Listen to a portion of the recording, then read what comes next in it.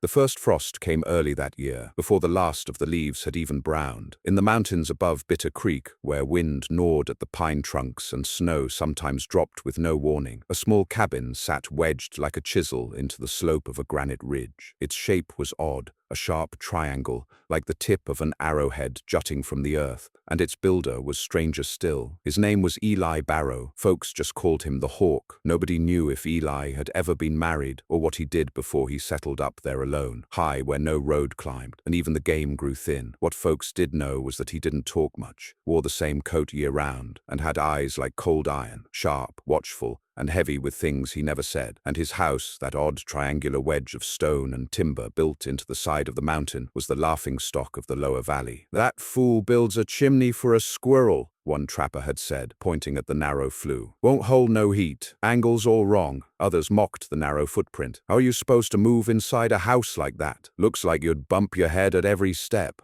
Probably sleep sitting down like a dog." But Eli didn't care. He just kept stacking stones, flat ones, thick ones, wedge-like, and covering his roof with overlapping bark, moss, and river clay. And when the walls were done, he carved narrow, angled windows, not to let light in, but to hold heat. A few men offered to help. He refused them all, didn't ask for a nail or board, didn't say why he built it the way he did, just nodded once and kept working. People forgot about him come fall. They always did. But that winter came howling before Thanksgiving. The river glassed over. Wagons froze to the ground. A mother in Pinyon Fork buried both twins before December. And by the time the New Year's sun broke over the ridge, over half the valley cabins were buried, rotted through, or frozen solid, including the grandest, sturdiest log homes anyone had mocked up over the past 2 years. That's when folks started whispering again. Because Eli, the Hawk, was still alive. Not just alive, he was warm, and for the first time the path to his triangle-shaped house bore the deep tracks of desperate visitors. The knock on the stone didn't echo. The wall was too thick. Eli opened the door slow, without a word. The woman on the other side was trembling through a buffalo hide cloak. Her son, maybe 10, had lips turned gray and eyes blinking too slow. Eli looked at them both without expression. "You got a fire?" she asked. He didn't answer, just turned and walked back inside. She followed. The room was dim, narrow like a corridor, but tall. The triangle frame arched like a steep A-frame. The walls were smooth, close, warm with the smell of firewood and something baked. There was no stove, not one that showed, but a deep stone. Basin near the wall radiated heat as if it had been fired from within. On the ceiling hung iron pots. Near the floor, thick layers of fur. It didn't look like much. No decorations, no flourishes, no chair even, but the heat was real. The woman leaned down near the wall. "Stone's hot." Eli, already crouched near a corner, said nothing. He was sharpening a small blade on an oiled strip of hide. When she didn't speak again, he finally glanced up. "You stayin'?" "I got nowhere else to." He nodded once. "You'll earn it." By the second week of January, 3 more people found their way up. One was a boy from town, whose father had sent him with a basket to beg for tallow. The other 2, brothers, had lost their horses and were half frostbitten when they stumbled in. Eli didn't refuse anyone, but he didn't say much either. He cleared space, pointed where to sleep, then returned to his silent, precise tasks, stacking wood, drying hides, sharpening blades. The fire never went out, the stone triangle never smoked, and no one saw Eli leave. Yet the pantry never emptied. It was as if the walls themselves gave back what they were given. The truth was more practical. That triangle, the shape everyone mocked, trapped heat like a funnel. The chimney's odd slope didn't draw heat out, it recycled it back in. And underneath the house, Eli had tunneled a clever trick of physics. The stone floor rested over a natural heat pocket, a shallow cave where steam from a nearby spring collected and stayed warm, even in the coldest weather. He had vented it through narrow cracks in the flagstones. The warmth rose slow and steady, not like a stove that flared then went cold, but like the belly of the earth breathing. No one asked how he knew to build it that way.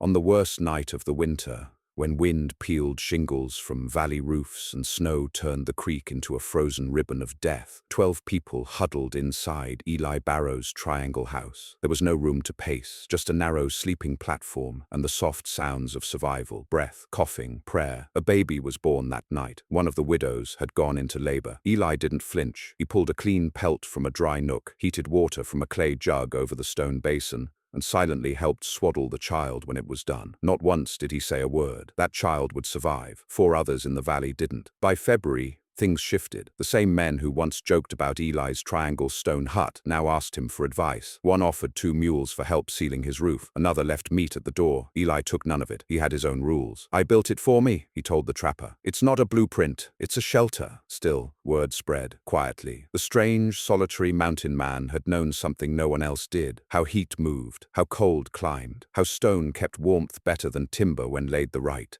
way. He'd read the land, not a book, and built for the worst. They'd mocked him. Now they followed his lead.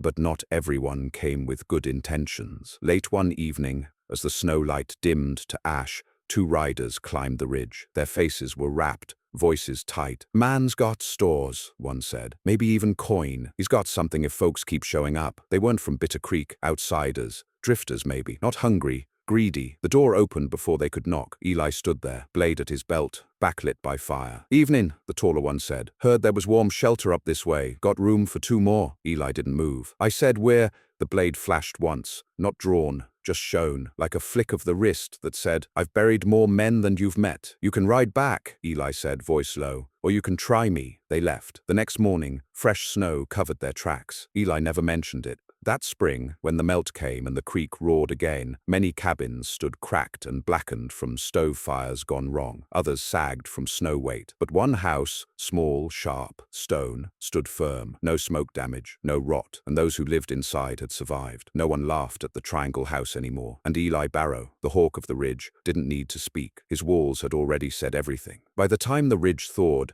and the brown edges of pine needles began peeking through crusted snow, the triangle house had become something more than shelter. It had become story. In the towns below, places like Dry Hollow, Bitter Creek, and split rail stops no more than a few cabins wide, folks began saying things like, "You'd better build like the hawk," or "If Barrow did it, it'll hold." No one said those things last fall. Now they said them like gospel. But Eli didn't listen to gossip. He spent spring the same way he'd spent the dead of winter, moving like an animal with too much to do and not enough daylight to do it. He harvested pine bark with a curved blade and shaved it into thick curls. He resealed the seams where the stone joined the slope and repacked the clay roof covering with new mud from the spring-fed flats east of the ridge. Everything was exact. There was no waste in his movement. He never hurried, but nothing was slow. He took no pride in the sudden attention. In fact, it made him more silent than ever. "I'd rather they forget I'm here," he told a boy who had returned with his father that spring, bearing salt and flour as thanks for the winter shelter. "You come back. You work, that's all." The father had offered a rifle in trade. Eli didn't even look at it. "I got mine," he said. They left the rifle anyway. Eli left it on a ledge to rust. One evening, long after the sun had dropped behind the western teeth of the hills, a woman who had survived that winter,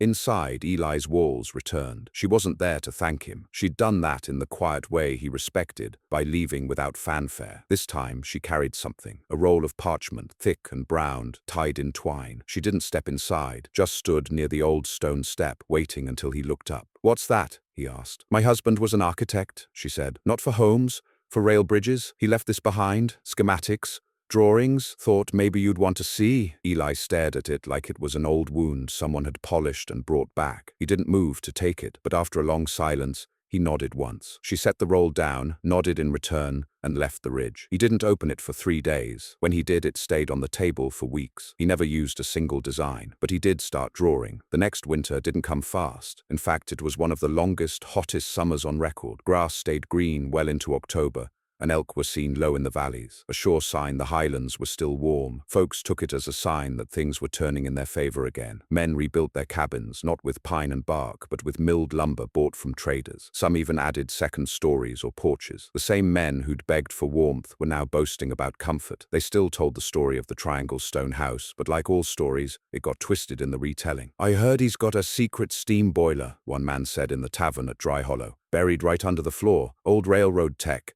Nah, he just struck a warm spring. It's luck, not brains. I bet he's just hoarding good coal, that's all." It didn't matter. Their voices were warm, their roofs were dry. They'd survived the bad year. They thought that meant they would survive every year. But Eli knew better. He tracked the birds. He marked the moss on the northern stones. He watched the temperature drop, not by guessing the air, but by touching the stones in his foundation at dawn. And by the end of September, he knew what no one else wanted to admit. This winter would be worse. By mid-October, the snow came not with a drift, but with a slam, a wall of white that buried most cabins up to the porch railings overnight. night. Roads that had just seen cartwheels a day before disappeared beneath wind-packed drifts, and within a week the temperature dropped to numbers no one had seen in 2 decades. The rich man's lodge collapsed on the second night of the storm. His chimney, wide, beautiful, lined with imported brick, sucked all the heat straight out like a hollow throat and filled the place with ash. His wife lost 2 fingers to frostbite before the week's end. Their pantry, full of canned goods, froze solid, and the wood, kiln-dried and polished,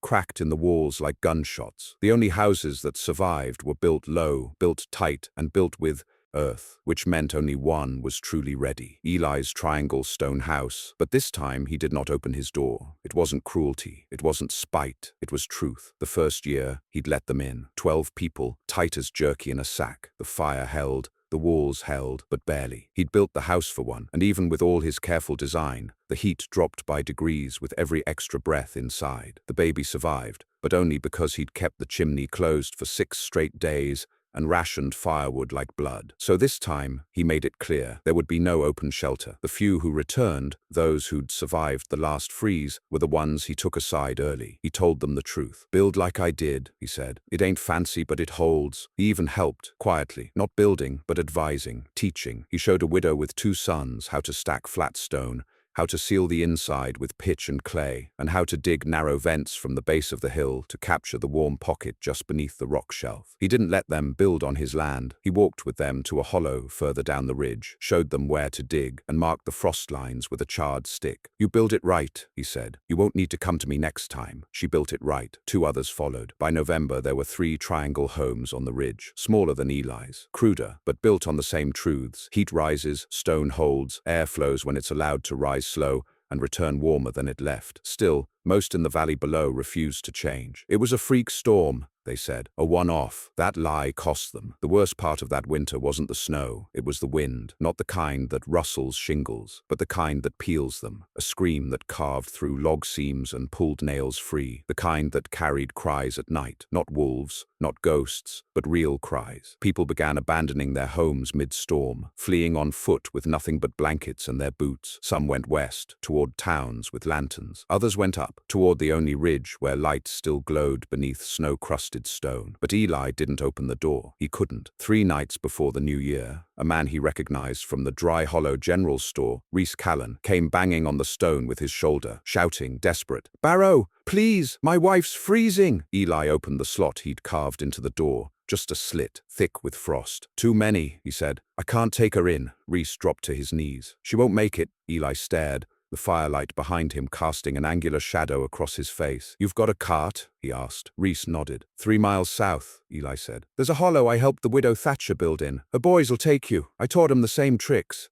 "She won't make it 3 miles," Reese said. Eli looked away. Then, without a word, he stepped inside and returned with a small wrapped parcel, a heat stone wrapped in thick flannel, already warm, already radiating. "Hold this to her chest," he said. "Move, don't stop. You'll make it if you believe you must." Reese didn't argue. He just nodded, eyes red, and disappeared into the snow. She survived. Many didn't. The second triangle house, the one built by Thatcher and her boys, became the salvation of 12 souls that winter. The heat held, the walls didn't crack, and when spring came, the first thing those survivors did was return to Eli's ridge, bearing not thanks, not praise, but requests. "Teach us. Show us. Let us learn." He said nothing, but he didn't say no. It wasn't a trend exactly, not yet, not a fashion. These homes didn't spread like gossip, they spread like need, quietly, carefully, in places where soil met stone and wind made a man question his own decisions. In hidden ravines, south-facing ridges, abandoned root cellars, places no one used to build, but now they did. And at the center of it all stood Eli, or more accurately, behind it all. Because Eli never claimed credit, never gave sermons. He didn't advertise. He didn't even write anything down. He simply showed people how to build what they needed to survive, and if they listened, they lived. If they didn't, they didn't. And the valley was littered with their ruins. That summer, something new stirred. Not wind, not cold, men, strangers. 3 riders came up from the south, one of them on a spotted roan with silver tack that caught the sun, like mirror shards. The kind of horse no farmer rides, the kind of gear no settler owns. They weren't traders, their boots were too clean. They weren't ranchers, no dust in their hats. And they weren't lawmen, no badge, no papers, and eyes that never met anyone's unless they wanted to intimidate. They rode slow through Dry Hollow, didn't speak, just stared, at the ridge, at the mountain, at the triangle house far above it all. Reese Callan, now one of the most respected men in Bitter Creek after saving his wife with Eli's heatstone trick, was the first to confront them. "You boys lost?" he asked, hand on the rail of his porch. One of them, the tallest, maybe 40, face like polished leather, looked up with the faintest smile. "No, sir," he said. "We're looking for a man. There ain't many men worth finding up here." "Oh, I think he's worth it." "Who sent you?" The man didn't blink. "We represent an investment group," Reese chuckled. "What the hell's an investment group doing in a valley where folks barter wood for salt?" The stranger finally dismounted, slow and deliberate. "The kind looking for secrets," he said, "and this valley's full of them lately." Word reached Eli. Within a day, a boy, 8 years old, fast on bare feet and a borrowed pony, made the climb up the ridge, gasping by the time he reached the angled front of Eli's home. He didn't knock. He knew better. He just stood there until the shadow inside moved. Eli opened the door. "3 men," the boy said. "Fancy? Reese says they're sniffing around." Eli stared down at him. "You eat?" The boy shook his head. Eli stepped aside. The boy entered. The men stayed 2 nights in town, asking questions nobody wanted to answer. They'd heard, they said, about unusual construction methods, heard about heat retention technologies, heard about shelters that resisted the worst freeze in decades. They didn't ask with curiosity. They asked like collectors. "We'd like to meet the man," one of them said to Thatcher, the widow whose triangle house had saved 12. "Get a sense of what he knows. Maybe bring him back with us." She stared at him, then laughed once. "You think he'll leave the mountain?" "I think," the man said smoothly. "Everyone has a price. You don't know Eli Barrow." "I will." Eli knew they'd come. He didn't prep, didn't panic, didn't hide. He just waited. When they finally arrived, loud, well-dressed, pretending not to notice how badly their horses labored up the slope, he was sitting near the angled front wall, sharpening a blade. Not a threatening gesture, not a welcome one, just what he always did. They didn't knock, they just stood outside. "Mr. Barrow?" the tall one said. "Pleasure." Eli didn't look up. "We've heard a lot about your house." "Nothing." "And about the way you build." Still nothing. "We'd like to offer you something." Eli stood. It was the first time most had seen his full height. He wasn't broad, but there was something unmovable about him, like his house, like the rock it came from. "I'm not selling," he said. "You don't even know the offer." "I don't care. Name your terms," the man said. "We'll fund you, give you land, publish your designs, bring them to—" Eli stepped forward, 1 step. "I built this," he said, "because I needed to live, not to be remembered, not to be studied, not to be copied and bastardized for towns that gut forests and drain creeks for vanity. I built it because no one else would build for survival." The man stiffened. "We want to preserve your knowledge, Mr. Barrow, that's all. Preserve it by leaving it where it belongs. You're making a mistake." Eli stared at him long, then said 1 word. "Go." They didn't. That night, as the wind kicked up again, freak summer wind, warm but biting, Eli stood at the edge of the ridge and watched a lantern flicker down below. The strangers had pitched camp, not in town, not far, close. He didn't sleep. He didn't need to. The mountain told him enough, and the mountain was angry. By morning, something was wrong. The temperature dropped 10 degrees, not cold, but unnatural. A front moved in from the northwest, dry, sharp, full of static. Storms like that didn't belong in July. Not here, not now. Eli checked his roof, his vents, his reserves. Then he checked the ridge trail. Fresh prints, 4 sets, heading toward other triangle homes. He didn't waste time. He took the narrow shortcut down the south face, a path only he knew, through shale and thorns and jagged broken stone. By mid-afternoon he was at Thatcher's. The door was open, no one inside. Then he saw them, at the back, near the thermal vent shaft. The strangers, talking, measuring. One of them had a long metal probe jammed into the ground. Another sketched something. Thatcher stood nearby, stiff, arms crossed. Eli appeared like a shadow behind them. The tallest one turned. "Mr. Barrow," he said, "You were told to leave. We're gathering information. Not yours to gather. This land doesn't belong to you." Eli didn't move, just stared. "This," the man said, tapping the ground with his boot, "is innovation. If you can't see that, you don't deserve—" The slap echoed like a gunshot. Not a punch, not a fight, just a single, sharp strike across the face that made the man reel back. Thatcher's boys appeared from inside. No words needed. The strangers left, not with shouts, not with threats, just silence, and eyes full of hate. They didn't come back, but something changed after that. Not in Eli, in the people. They began to protect him, quietly, as one protects fire in a windstorm. Word spread, not about what he built, but about why. About how his hands could shape stone the way others shape stories. About how he saved without asking,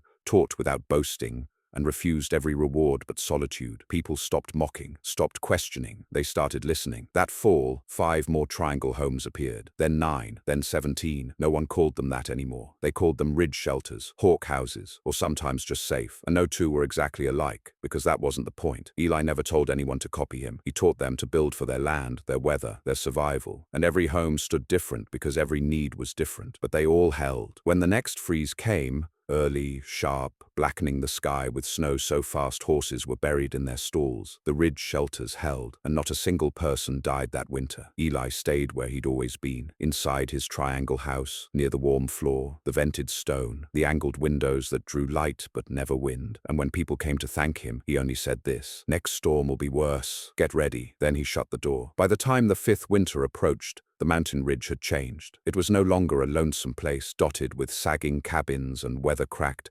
walls. It was no longer a land of denial and false comfort. It was something else now, leaner, quieter, but stronger. A scattered colony of stone-built survivors, shaped not by fashion or fortune, but by the hard lessons taught by a man who never once asked to be followed. Eli Barrow's triangle stone house still sat where it always had, high above the timberline, built into the crag like a scar left by time. But now it had cousins, not imitations, descendants, and those who'd once mocked its strange angles now carved stone with reverence and packed their seams with clay in the exact ratios Eli had once demonstrated in silence. What had started as mockery was now respect, and what had begun as a man trying to survive alone had become something else entirely, a blueprint for survival, written not in ink but in granite and grit and heat. Still, something brewed in the air that fall that made Eli pause. It was not fear. Eli hadn't felt fear in 20 years. It was recognition, the way a hunter knows when the woods have gone too quiet, or when the wind shifts in a way it shouldn't. The freeze was coming early. The ridge birds nested too soon. The pine cones were smaller. The deer had vanished, and the snow line inched downward weeks before it should have. All signs pointed to a winter deeper than the last, the kind of cold that didn't just kill the unprepared, but punished even the smart. Eli didn't say much. He never did, but he began checking the shelters quietly. He walked miles, never making a sound, crouching near vents, feeling stones with his palm, knocking on walls not for weakness, but for tone. You could hear it in the stone, he'd once said to a boy building his first wall. If the stone thudded, it was sealed. If it rang, it would crack. The boy hadn't understood then. He would later. Eli tightened every vent on his own house. Then he walked south, to a ridge he'd never inspected before, because something else had begun to form that he hadn't approved, hadn't taught, and hadn't trusted. A cluster of new triangle homes, but wrong. They called it New Bitter Creek, and it was built with speed, not care. It was Reese Callan who came to tell him. "They're saying they figured out a better way," Reese said, arms folded, face creased with discomfort. "Some fella named Cartwright rode up from Denver, claims he's an engineer, says he improved your model." Eli looked at him. "He ever see mine house?" "No." "Then he doesn't know what he's improving." "That's what I told him." "What did he build with?" "Concrete." Eli winced. "Used river sand?" Reese nodded. "Then they're already dead." Reese looked pained. "Then what do we do?" Eli finally answered. "Stop copying me. Start listening." That spring, fewer than half of New Bitter Creek's residents survived. The ridge shelters held, every one of them. The ones closest to Eli, the ones he'd helped shape, touch, advise, held best. One even took in 8 refugees without a single loss. The widow Thatcher's sons built a second shelter nearby and sealed it properly, drawing warmth from the clay seams like it was a stove. Reese helped rebuild the dry hollow meeting hall, this time not with cut logs but with angled stone and a triangle vent design. No one mocked it, not anymore. Eli Barrow remained on the ridge, but now he wasn't alone. Every week someone new came to the edge of the slope, not with coin, not with praise, with questions, with hands already calloused from building, with drawings in charcoal, with scraped palms and blisters earned trying to do it themselves. He helped some, ignored others. He never spoke unless someone asked the right question, not "How do I build your house?" but "How do I build mine?" That was the only question worth answering. And slowly the ridge changed again. It wasn't a village. It wasn't a town. It was something older, a pattern, a way of living that echoed the land itself. Each home shaped not by blueprints, but by lessons. Each stone laid not for comfort, but survival. And at the center of it all was a man who never wanted a following, but got one anyway, because the only thing warmer than his house was the truth inside it. By the 6th winter, no one in the Bitter Creek Valley laughed about triangle houses anymore. They didn't call them pyramids or crazy corners or rock sheds like they had once. They didn't joke about the windows being too small or the way the walls leaned in like they might topple. They didn't call Eli Barrow a hermit or a lunatic. Some still called him the Hawk, but now it was with quiet respect or fear, because the truth was, every year they didn't listen to him, someone died, and every year they did, someone lived. It was no longer a matter of opinion. It was proof. The storm that year didn't have a name. There wasn't a single night that broke the valley. There was no one spectacular freeze that made the newspapers in Denver or led to mass graves in Dry Hollow. No, that winter was something worse. It was slow, it was endless, and it wouldn't go away.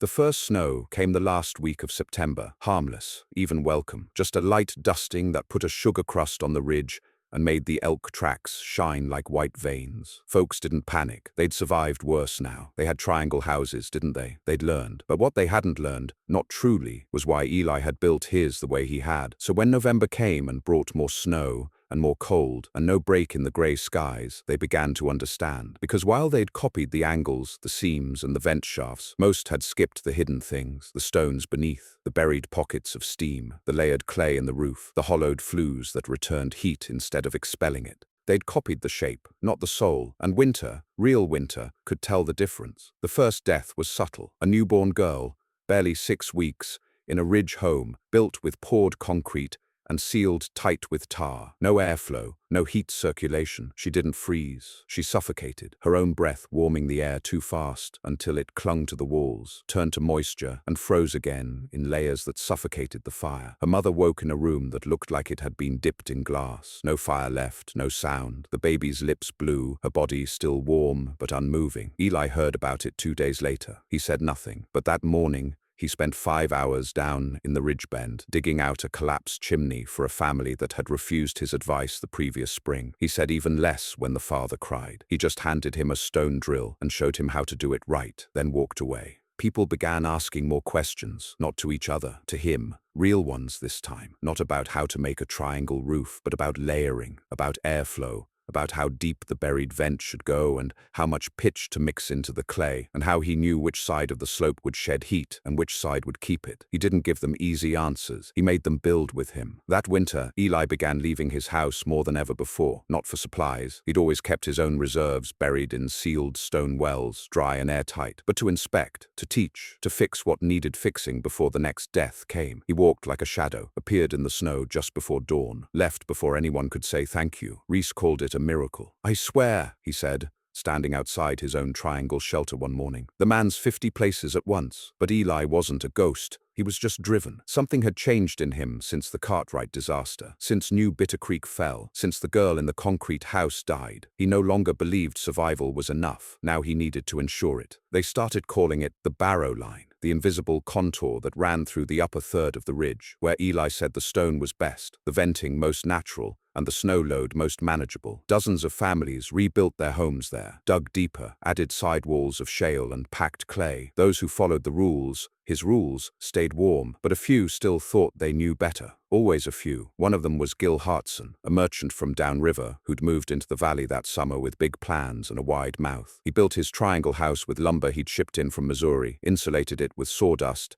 and lined the inside with sheet metal for better heat reflection. He said Eli's methods were prehistoric. He said, "The man lives like a beaver, all dirt and steam." He said, "I'll be fine." He wasn't. Hartson's house caught fire in January. A flue backed up, heat pooled behind the metal lining, and a single errant spark turned the whole place into a kiln. 3 of his children escaped. His wife didn't. Eli saw the smoke at dawn, ran through snow up to his knees, pulled 2 more from a side chamber with a soaked wool blanket over his back, burned his hands doing it. He didn't speak to Hartson afterward. Didn't need to. The man never spoke again anyway. He spent the rest of his life clearing rocks from the southern path and sweeping snow from other people's vents. By late February, the ridge shelters were a community in truth. No mayor, no council, just mutual understanding. If your fire went out, you found someone with coals. If your vent iced, a neighbor chipped it clean. No one waited to be asked. They called it hawk work, helping without asking, watching the wind and preparing before it turned. Barrow didn't coin the term. Children did. When they saw him climbing the ridge again in the dark, fixing what they hadn't even noticed yet, Spring came late that year, but it came, like a long sigh after holding breath too long. The creek broke with a sound like a tree snapping. The frost turned to mist. The stones warmed underfoot again, and no one cheered. They just exhaled, because they were still here, because most had made it, because this time the valley didn't shrink, it grew. And everyone knew why. That summer, something strange happened. A wagon arrived from the east, high, polished, not trade, not family, a delegation, sent by someone with money. The man who stepped down wore gloves, even in July, and shoes with no mud on them. He carried blueprints, said he wanted to discuss opportunities. He'd heard of the triangle houses, he said. He wanted to bring Barrow's system to the cities. Mass-produced, standardized, sold. "We'll pay you handsomely," he said, stepping into the shade of Eli's overhang. "You'll be remembered." Eli didn't even look at the papers. "I don't want to be remembered," he said. "I'm offering you—"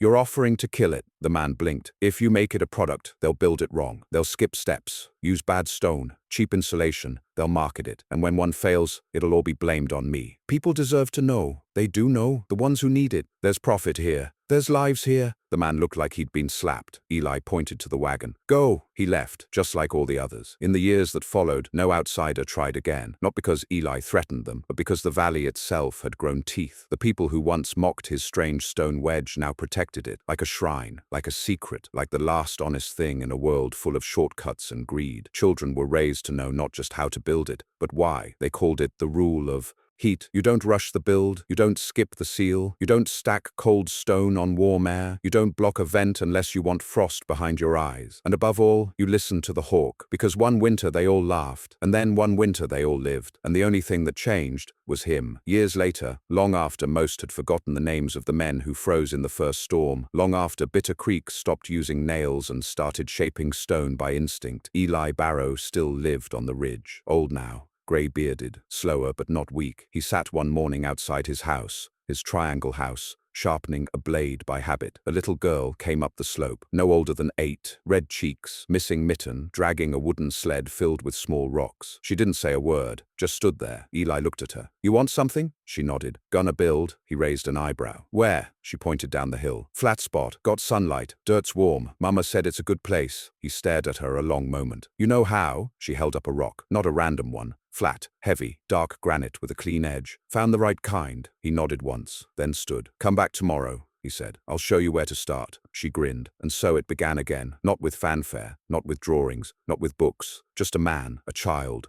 a rock, and a way to survive.